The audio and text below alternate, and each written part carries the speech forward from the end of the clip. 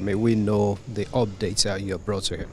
No, thank you very much. I think it was quite an important opportunity to update the President on the progress in NNPC, particularly in terms of our production performance, in terms of all the progress we are making in terms of attracting investment.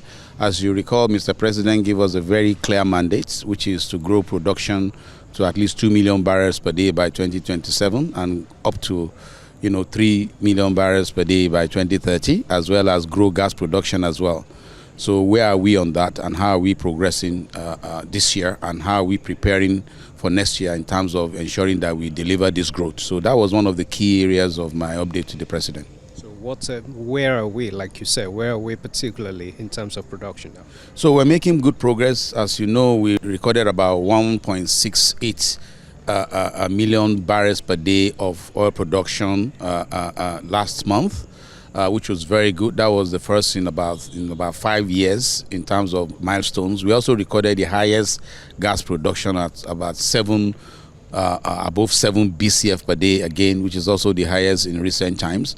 But what we're also expecting is that with some of the turnaround maintenances that we've done in the month of August and September, all of those are meant to come back this month. And we are hoping that before the end of the year, we should at least be clocking at least 1.8 million barrels per day, all things being equal. Right. Nigerians recently saw how the activities of Pengassan affected oil production and the distribution as well. How have you been able to address these, and have you been able to ramp up production? Yeah, very good. I think it was quite unfortunate that the Dangote and Pengassan issue, led to the strike. And as you know, whenever there's strike and critical staff manning critical facilities are not available, it's almost impossible. In this particular case, we actually lost significant production of almost over 200,000 barrels per day of production that was deferred.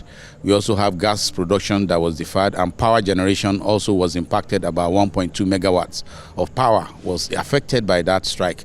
But I think I'm very pleased that the federal government, through the leadership of the Federal Minister for Labor and also full support from the National Security Advisor, we're able to pull together everyone into a dialogue and bring everybody to the table. And now there's been a communique that has been agreed on the way forward. We're all very hopeful that everyone will abide by those communiques.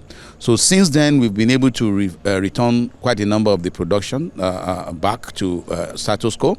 There are one or two areas where we're still trying to catch up.